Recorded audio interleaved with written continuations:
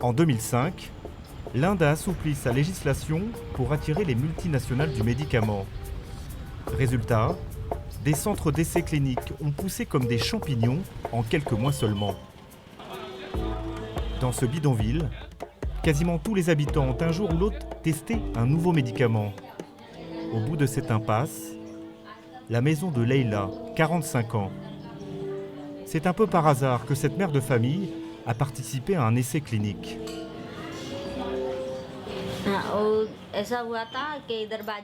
C'est une voisine qui m'a dit un jour « Viens avec moi si tu veux. Il y a un centre médical qui fait des bilans de santé. »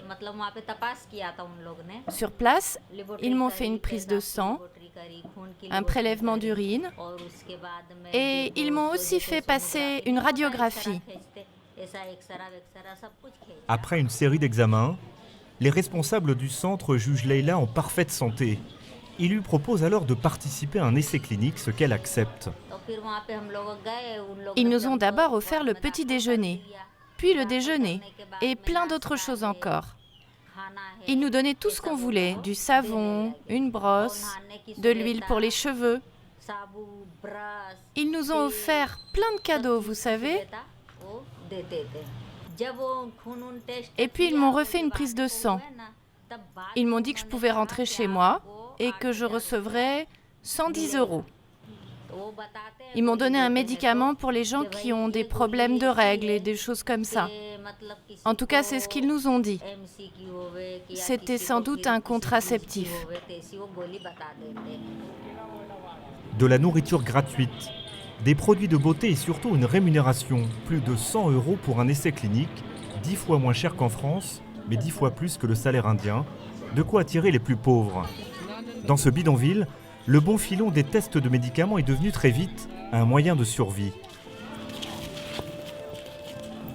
Aujourd'hui, certains en ont même fait presque un travail à plein temps, comme Reka, qui habite avec toute sa famille à 2 pas de la maison de Leila. Viens voir ta grand-mère qui est revenue. Au total, plus de 10 personnes qui s'entassent dans à peine 20 mètres carrés. Dans cette famille très pauvre, Reka est en ce moment la seule à ramener de l'argent à la maison. Et son activité n'est pas taboue, bien au contraire. Il n'y a pas de secret entre nous. Tout le monde est au courant, même les enfants. Pourquoi je devrais me cacher, alors que ma famille sait très bien où je vais travailler? Reka vient juste de terminer le test clinique d'un nouveau médicament. Elle est rentrée à la maison il y a quelques jours seulement. Vous gagnez combien pour ça? À peu près 170 € pour cette fois-ci. Et c'est un médicament pourquoi? C'est contre le cancer. Reka a aussi testé d'autres médicaments, des contraceptifs, des anticoagulants et des antimigraineux. Les médecins lui ont-ils expliqué à chaque fois de quoi il s'agissait vraiment? En fait, le document essentiel tient sur un bout de papier qu'elle arrive à peine à déchiffrer. Vous pouvez le lire? Vous voulez que je le lise? Alors, c'est pour les femmes qui ont des problèmes avec leurs règles. Elles peuvent envoyer... Ah non, j'arrive pas à lire. Vous l'aviez lu avant de le signer? Ils ont dit ceux qui savent lire, tant mieux, et ceux qui ne savent pas lire ou qui ne veulent pas lire, tant pis.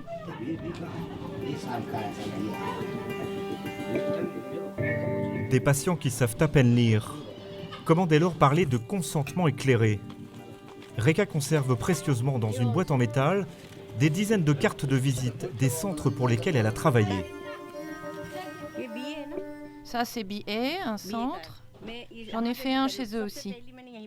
Et ces autres cartes?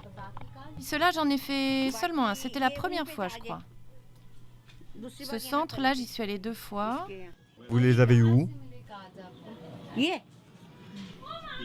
Quand je vais faire un essai, ils me donnent toujours une carte, en cas de problème. Reka a multiplié les tests de médicaments sans aucune limite ni surveillance médicale une fois dehors.